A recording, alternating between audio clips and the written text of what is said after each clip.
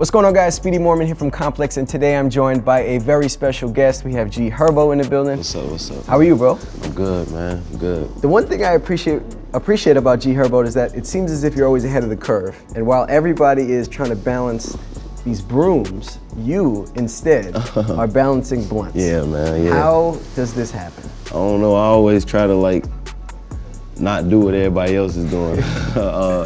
I was, earlier that night, my girl, she stood the broom up.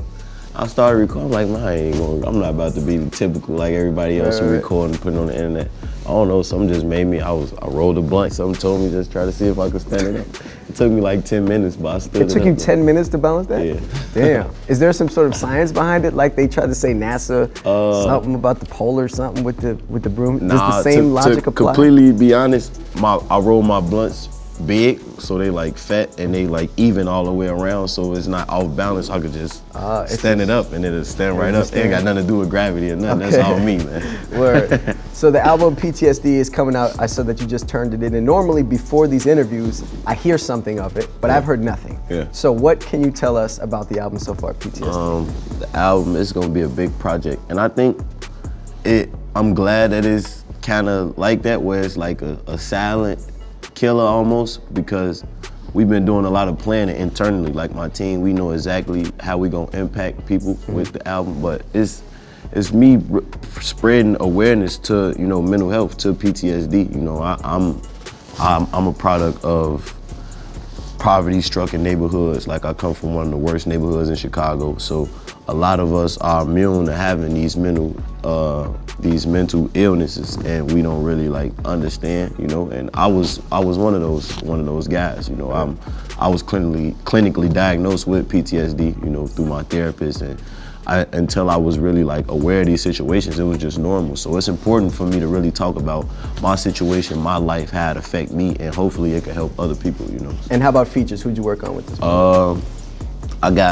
And my fans know, like, I never really been like a feature artist or the artist that's just gonna go out and pursue features from other artists, unless it's like something natural, you know. But I think this project I did kind of extend my arm a little bit to make sure that I got the right features on it, but it's still true to me. Like, it's my friends and it's people who like came into my world. So I got Lil Durk on it. I got 21 on the album. Okay. I got BJ the Chicago Kid on the album. Yeah. I got some cool features, man, for real. Okay, word. So we'll keep our eyes peeled for that. Talk to me though about PTSD and having that. I read in an interview, or actually I watched in an interview, you said something like by age 17, you had lost 10 to 15 of your close friends. Yeah. That is years ago now, and I imagine that number has risen. Yeah, for sure. How many would you say now? Now it's over 50, to be honest, because my project, my cover, man, is me holding the American flag, and for each star I have the face of one of my deceased partners, and it equaled up to 50 stars for every state. Damn. And I wanted to do that because I wanted to bring people into my world, because that alone you should have post-traumatic stress, whether these are people who you just know from the neighborhood, but these people who are really connected with, share stories with, share meals with, slept on the floor, slept on air mattresses with. And a lot of times, like, we get so immune, we're used to it. Like when I was 17, I didn't really know that I was suffering from a mental illness because I was paranoid and I thought I had to carry a gun on me everywhere I go because I lost 10 or 15 of my homies. Like when I was 16, this was my second tattoo, and it's probably 10, 12 deceased names on there. You know, I was still a kid, but it was normal. It was life to me because it was something that I had to wake up and endure every single day. Do you feel as if you kind of missed out on a childhood, being that at so young you had to go through all of these things? Yeah, because a lot of stuff wasn't cool to do as kids. You know, like we had to grow up and become men early. Like I was watching, I seen that interview with Meek and Charlamagne, and he was saying like, everything that was good, like that's actually good now that you will congratulate somebody for doing it, it was frowned upon back then. So it's like, you couldn't really, only thing you could do was play basketball or football. If you weren't an athlete, you couldn't really like be big on anything else, you know what I'm saying? You couldn't shoot videos, you couldn't want to be a rapper. Yeah, you couldn't go to lame. college. You couldn't be like big on academics and none of that. So we didn't have nowhere, like you couldn't go to amusement parks and that wasn't cool, you know, like we didn't even have girlfriends growing up. Like that was frowned upon in our neighborhood. Like we would joke on you, oh, you going on a date?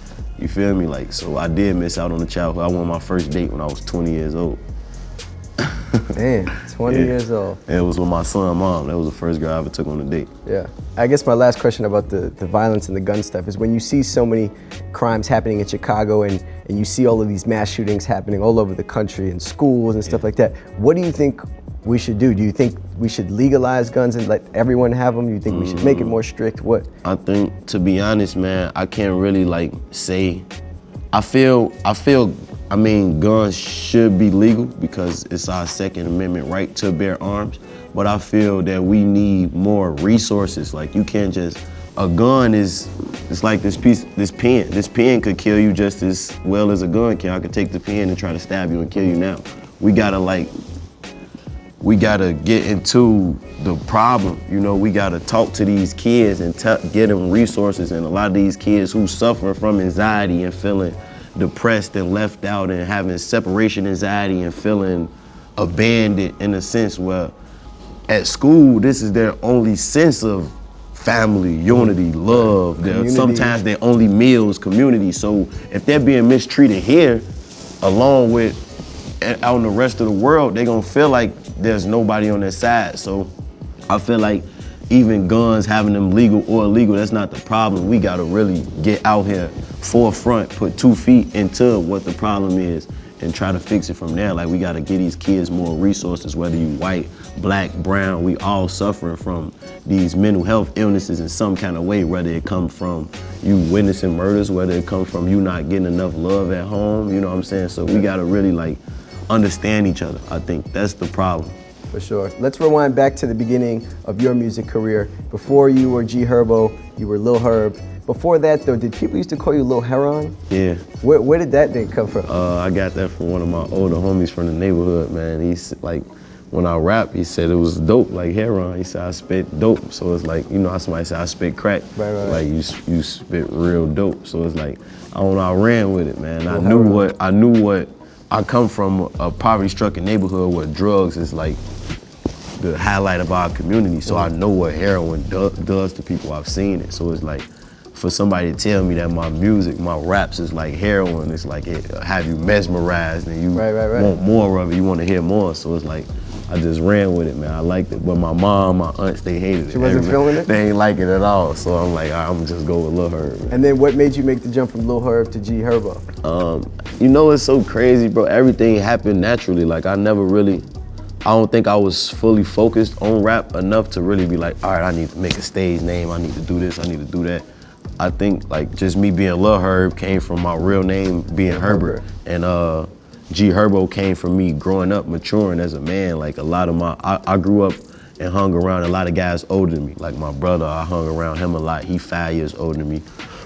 A lot of guys from my neighborhood, they 4, 5, 6, 7 years older than me, and I literally was like hanging with these guys in the car with them. So I matured early, and they was just calling me G, like for a young leader, like general leadership. They saw that in me, and my friends, everybody that was around me, like we carried ourselves in a certain way where like, this guy not taking orders from him, this guy not taking orders from him. They all leading, you know, in their own sense. So it's like, it just came from that. Yeah. You said your mom wasn't feeling the name Lil Heron. I know that she used to work at the Macy's downtown. Yeah. You did your homework, man. I always gotta do my homework. What do you remember about that time? Did she used to get you fly back in the day? Oh yeah, man, I ain't gonna lie. I used to live for like getting dressed, clothes, and fly shit. So it's like, I was the only child for a long time. And I remember like me going shopping at the stores with my mom, and growing up, she'd give me like exclusive Aeropostale and stuff like that, exclusive Hollister that nobody had. My mom always took pride in making sure I was happy, so that's why I kind of like, I do the same thing. You know, the first chance I got, I told her like, quit. Don't even work there no more. Cause my mom was, she been working at Macy's for like 15 years, 20 years. 15, 20 years at Macy's? At least 15, 20 years. You know, my mom, and I think I get it from her, I don't like change. She get comfortable quick. Like when she get comfortable somewhere and she happy, she want to be there for the rest of her life. And I'm the same way. So I know I get that from her. But yeah, my mom, she took pride in getting me dressed. She'd tell you, like, by the time I got 12, 11, she ain't even like, she just started getting me money because I knew what I wanted already. Right. So. What do you remember about being able to tell her that she can quit basic? What was that like? Man, it was crazy. I think she got like, it was probably when she started, she turned like 40 something. And she was like, you know, she don't want to really keep getting up, going to work every morning. You start to get tired, and you know, sometimes she got to answer to people. So maybe, I don't know, maybe her assistant or boss was like an asshole that week. She just wasn't feeling it. And like, I knew that I was in a position to make money. So I knew it was gonna be a sacrifice that I was gonna have to, you know, step up more. But I'm like, man, just quit. I just told, I remember we was in the house one day, we was staying on 89th and Blackstone, like we was still in the hood. I'm like, man, just stop going. You don't even gotta go there no more. I'm gonna take care of you.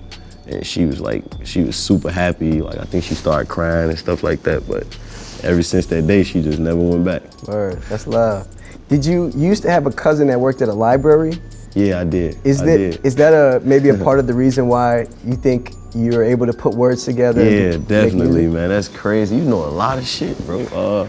That's my cousin, Jeffrey, and a lot of people who like know me and follow me, they know exactly who Jeffrey is. Like, he his own internet star on his own, but he used to take me to work with him, man. And I used to like be there with him hours, and I used to read like anamorph books, just all type of weird books. I always like was real good at reading. I always got like A's in literature and stuff like that. So I always was a reader.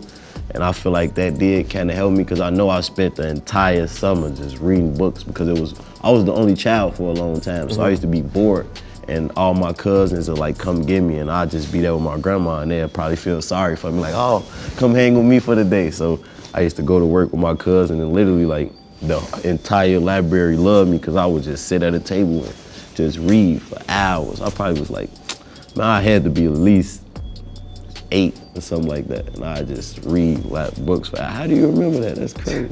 I gotta do my homework, bro. That's it. I used to read for hours, man. That's probably like one of the reasons why I'm so like able to like mix words up and stuff like that, because I haven't really like read. I mean, I still read, but that was when I really like fell in love with kind of reading different books and seeing stuff like. Yeah.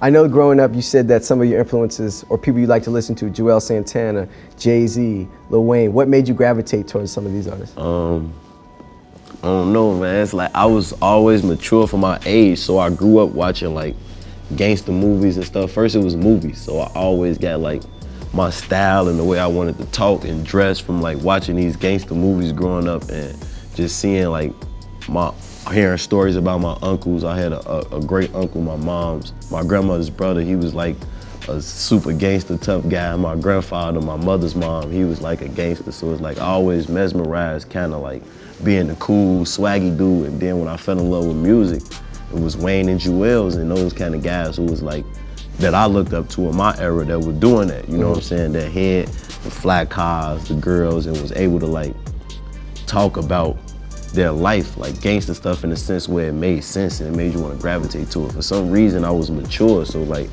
I Can't Feel My Face, all that came out when I was like 10 years old, probably 11, but I understood it, like, I really understood it, man. So I fell in love with it instantly. Like, I love JuiceWRLD so much, I used to start like wearing bandanas and really dressing like him. I remember one year I actually wore pink in school on some camp shit. Everybody was looking at me like, bro, you got on pink? Like, you feel me? But I was got a always, pink sweatsuit already. I was never afraid to like embrace what I like, you know what I'm saying? So like other people probably was just cause it's pink, like, all right, Cam could do it, but you can't do it. Like, I was doing stuff like that early, and I feel like, I don't know, it just made me get comfortable with myself. I didn't even want to rap. Like, I was playing basketball, but I just looked up to them. And then when I knew I could rap though, I ain't gonna lie, I always knew I could rap. Have you ever met Wayne?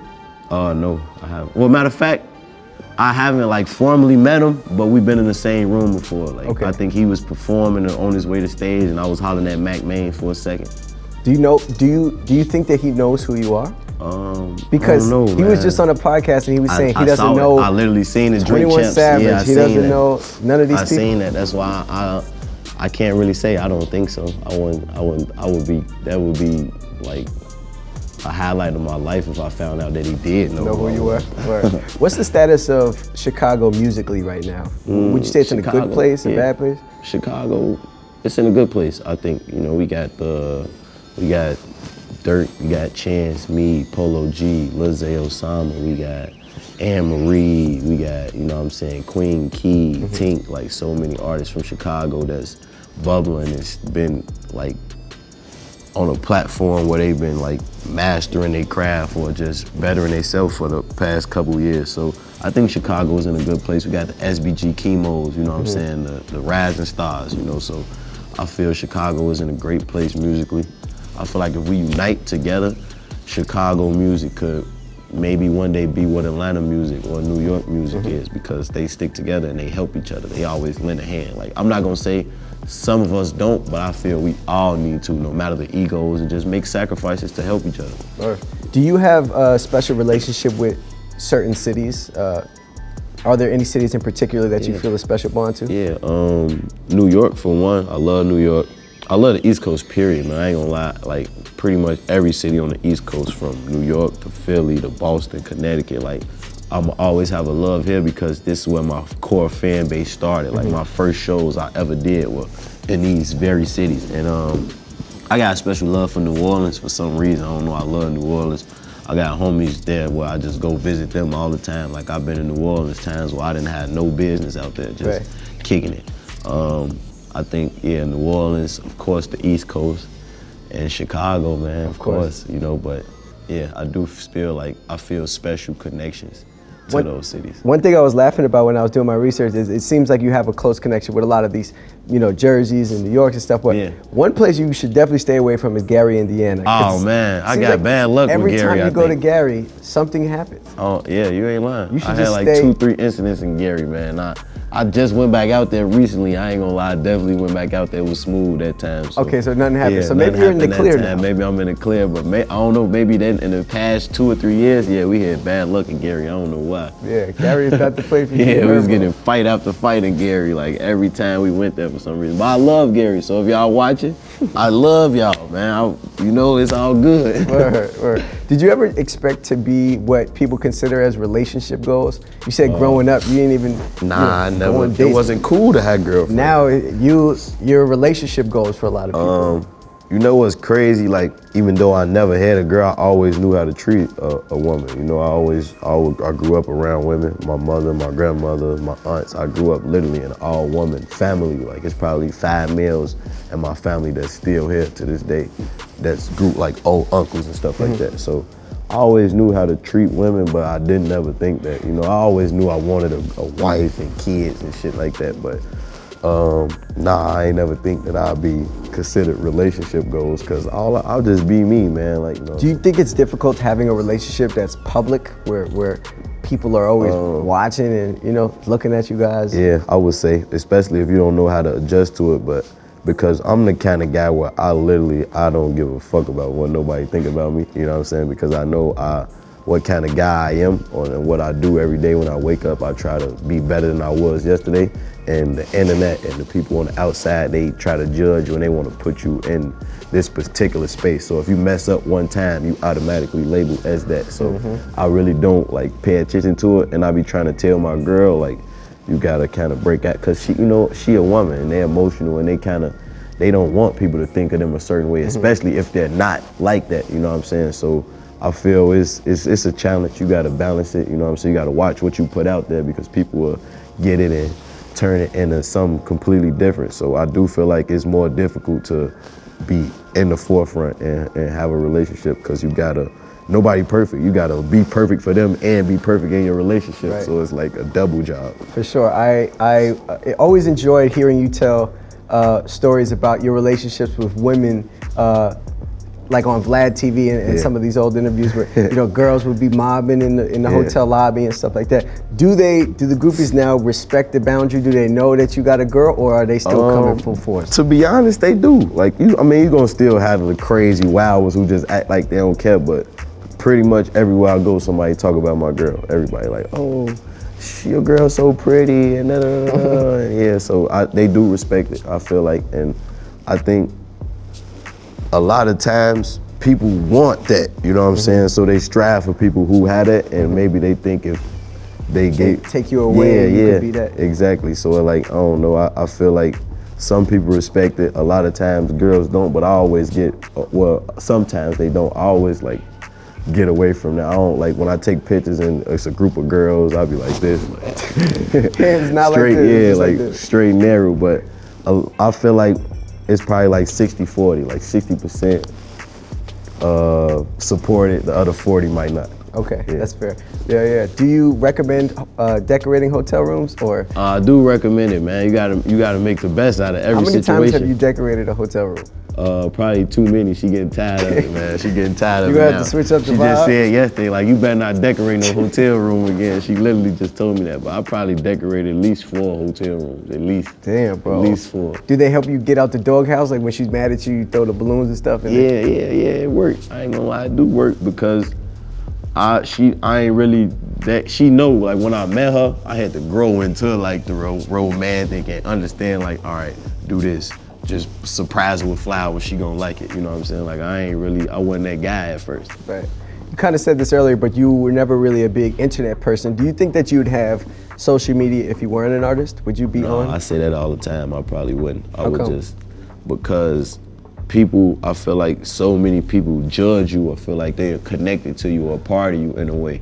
And I never, literally since the beginning of time, I never took social media serious. Like I always been goofy on social media or, you know, but in real life, I'm serious. Like you can't really, I'm funny, I'm charismatic, but like, I'm not a game or, you know what I'm saying? You can't really like walk up and the first thing you do is joke to me. You know what I'm saying? Like I'm not that kind of guy, but on the internet, you may think I am because I just live my life having fun, you know what I'm saying? But I think I probably wouldn't, because people judge you, they feel like they know you, like, oh, Herb, you this way, and no, I'm actually this way, you know what I'm saying? Because I'm human at the end of the day. They think we're perfect. I feel like the internet wants to perfect people in so many ways, like your favorite artist, you want them to behave this way, or you know what I'm saying? But we all human, you know, we gotta mess up, we gotta understand ourselves. So I feel like I always said that I wouldn't have no social media if it wasn't for music, you know what I'm saying? Because I feel like people just,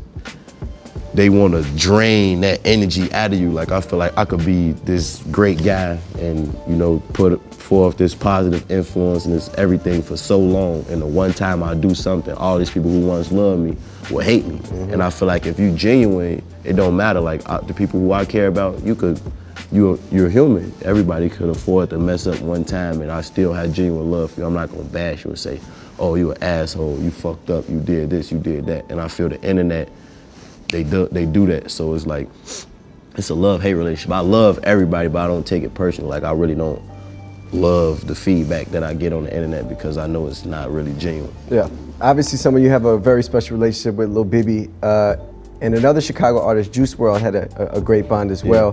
JuiceWRLD is someone that we lost and someone that you called one of the greatest artists ever.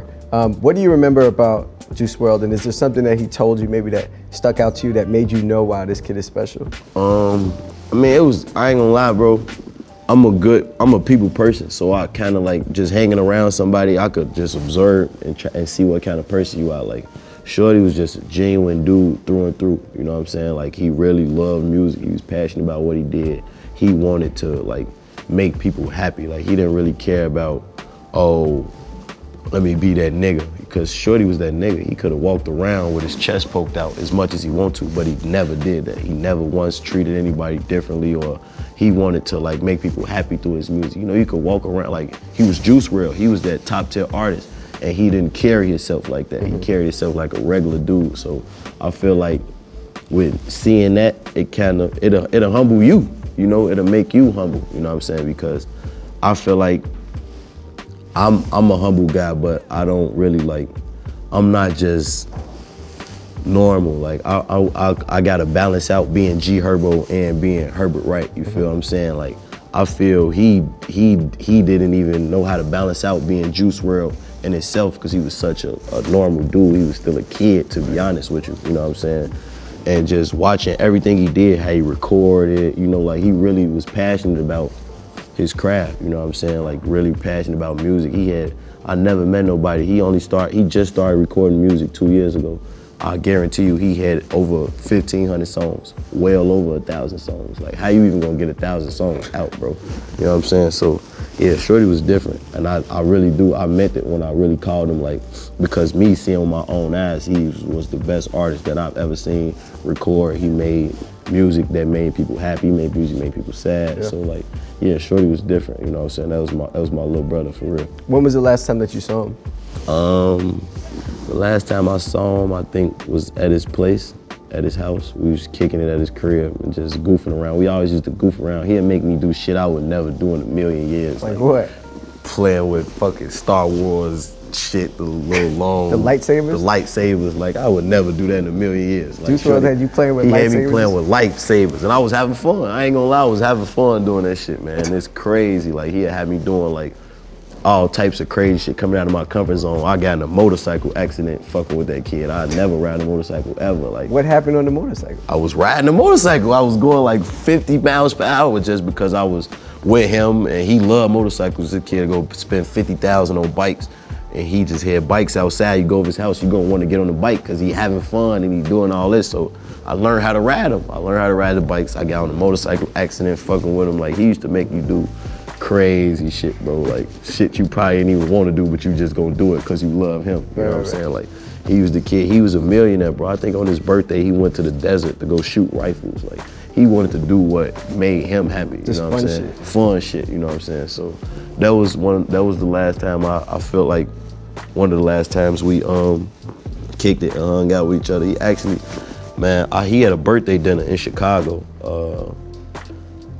The night he passed away, if I'm not mistaken, man. The exact very night he landed in Chicago, he's supposed to have a birthday dinner later on. So I was gonna see him that day. Oh, you were supposed to see him that night? Yeah, I flew to Chicago for the birthday dinner. Like, I had all type of other shit going on. He called me, and I was supposed to be somewhere else. I'm like, man, he gonna be mad if I don't go to this birthday dinner, so I gotta go.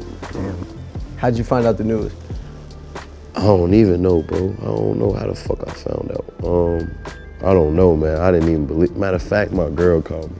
My girl told me she was the first to call me, and I'm like, I got mad at her, to be honest. Like, why the fuck would you call me and tell me that? Like, don't even tell me that. Like, you know what I'm saying? Like, I got upset. Yeah, she was the first to tell, and it was crazy. Like, how could you know about my homie before me? You know what I'm saying? Yeah, it was crazy. I know that, I have one more question. I know that you have a mixtape called Ballin' Like You're Kobe. Yeah. It's not about Kobe Bryant, it's about your man's Jacoby. But what do you think Kobe Bryant's impact was? Do you have a... Kobe impact was crazy, because that was the album, the project had two meanings, because Kobe was Jacoby's favorite player. And Kobe was that friend that told me, you gonna make it, bro. You gotta chase this rap shit, fuck niggas. You ain't got no friends, these niggas love you today, hate you tomorrow. And I used to be like, you tripping, Kobe. Like, we all in this shit together, bro. But he was telling me like, nah, you gotta chase this. And I kinda seen like a lot of times the people who you think support you and your brothers, the minute you tell them no, or the minute you don't do something that you do something they don't like, they act like they never had love for you. And he told me that early on, you know what I'm saying? He was one of the people that genuinely wanted to see me do good. So after he passed away, I took a vow to myself, like, I'm gonna really do this shit, you know what I'm saying? Like, I'm a ball like I'm Kobe, like I'm about to really like put both feet in this shit and really grind and get where I'm going, you know what I'm saying? So, and I really meant like I'm a ball like I'm Kobe, and I'm a ball like I'm Kobe. I'm gonna really be the best and perfect my craft for him, you know what I'm saying? So with knowing, I had that Mamba mentality early on, like I'm gonna really, by any means, like I was always the one that made something out of nothing. Like you would think you got me in a box like, oh, we finished, and then I come back like twice as stronger. I feel like I mastered the art of doing that. All right. Damn, sad times. On a more positive note though, PTSD, the album, is dropping soon. Lastly, what can people expect from this album? Why should PTSD, they be excited? You should be excited, man, because the first word I would say you will notice and you can expect is evolution, man. You can see me evolve from the artist that I was, from walking the Phaso land and balling like I'm Kobe, and even SWRLD, even Humble Beast, to now, you know what I'm saying? Like constant growth, consistent growth, and it's addressing real life issues. You know, it's talking about my PTSD and how I even feel like I was diagnosed with PTSD just being in the streets. I literally seen my homies breathe out their last gas breath of air right in front of me, you know what I'm saying? I stood outside with my homies for 6 hours while the ambulance was waiting to pick their body up off the ground, you know what I'm saying? And it was normal. I'm right back outside the next day like it never happened. So I'm addressing these situations to show people not only is it cause and effect, but it's a solution to the problem too. We could do something, you know what I'm saying, make it better, and it start with us and the youth. So I feel PTSD is my most important project up to date. The music crazy. I feel like the music only got better. I only grew as an artist, and just getting in front of my problems. I feel like I got in front of every situation or every obstacle that might have got thrown in front of me in the past 3 years, and I addressed it on this album. So PTSD is a big album for you. Herbo, thank you so much for stopping by. Thanks for having me, bro. Appreciate you.